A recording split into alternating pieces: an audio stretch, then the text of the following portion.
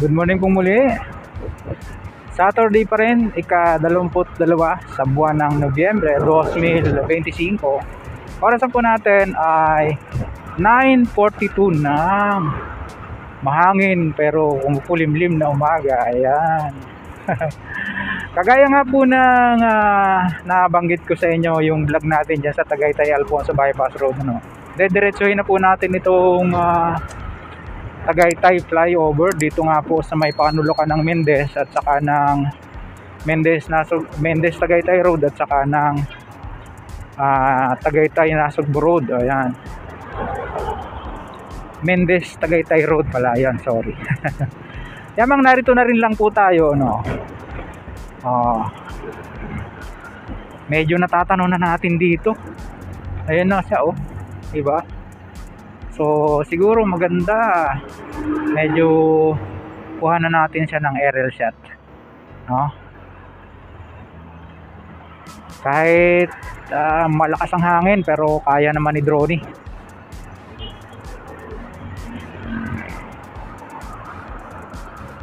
Siguro malapit na rin magbukas to. Ayan, nakita nyo may road markings na, may double yellow line sa gitna, no? Ayan, no?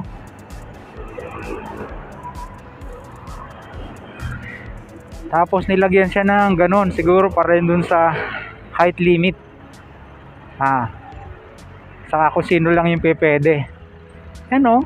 Yung kulay dilaw na yan, no? Diba?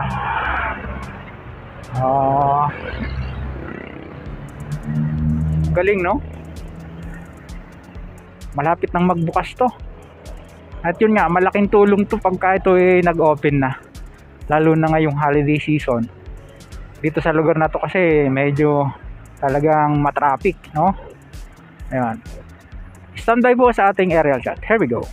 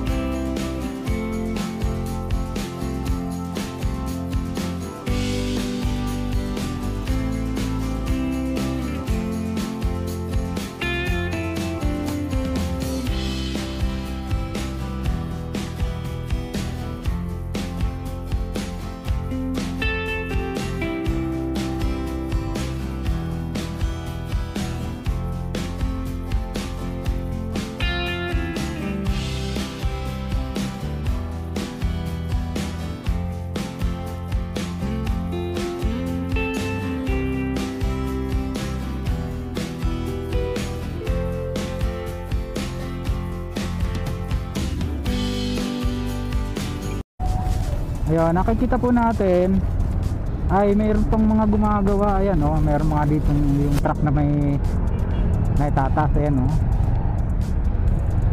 Mayroon pa mga finishing touches, yung mga tapat ng poste hindi pa siya na semento, pero yung parapet wall niya ay kumpleto na.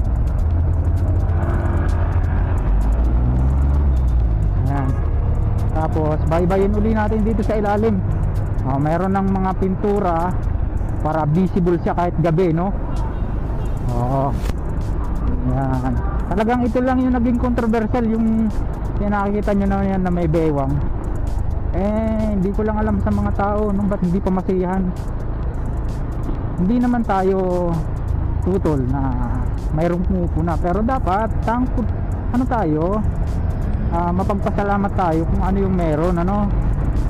Dati nga wala ito na, meron na. Tapos pinupukol nyo naman ng kung ano-ano. Malaking tulong to pag nagbukas, tingnan nyo. Tapos dagdag attraction kasi to dito sa Tagaytay. Ayan, no? Tingin po natin ay opening soon na ito, no?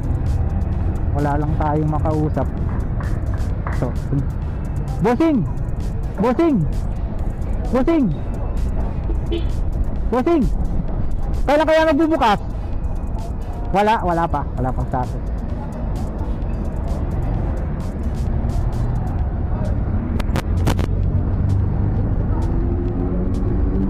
Hindi nila alam.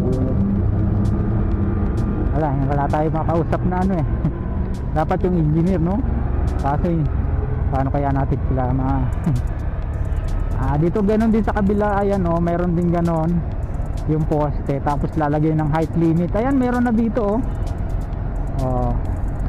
Ikutan natin para makita natin sa malayo-layo, no? Dito na kung saan umikot yung ating drone, iikot din tayo. Ikot taling yan.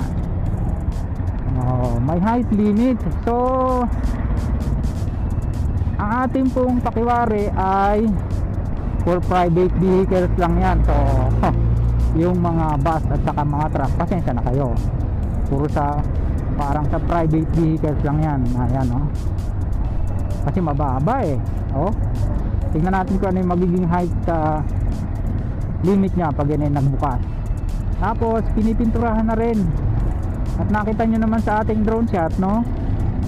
Meron na siyang road marking. Ganda. Maganda ng tingnan, lalo dyan sa aerial shot.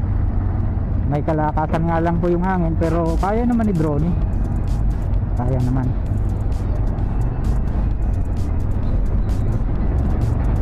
Ito na lang ang medyo worst dito sa ilalim, malubak. Siguro ayusin naman yan after na ma-turn over to sa LGU ng Tagaytay ng contractor. Okay na, ganda na, kabayan. At malapit lang magbukas. Opening soon. Sana mapuntahan natin to pag nag-open na dyan sa taas. Makita natin yung kagandahan ng view dyan. Bukod sa aerial shot, syempre mas maganda yung actual nating madaanan dyan sa taas, no? Ayan.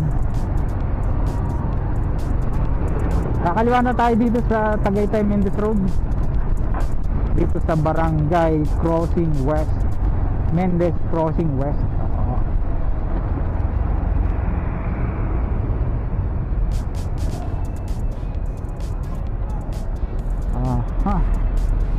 Ayan, ganda. Okay, ayos.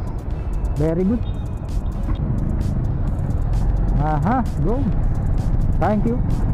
Ayun, pansamantala hanggang dyan lang po muna yung ating vlog na na-share sa inyo dito naman sa controversial na Tagaytay flyover. Ngayon lang napagabi sa ating munting channel. Sana huwag niyong kalimutang mag-like at mag-subscribe at pindot ko ang notification bell para lagi kayong updated anytime na mag-upload po tayo ng up next po natin. Kung may medyo maganda pa ang panahon, dyan po sa east-west naman tayo. Pagayan, ito mong malisi ka ba yung Alex? Lagi nagpapaalala, mag-ingat po tayo. Lagi tayong manalangin, magpasalamat. See you on my next vlog. God willing. Salamat.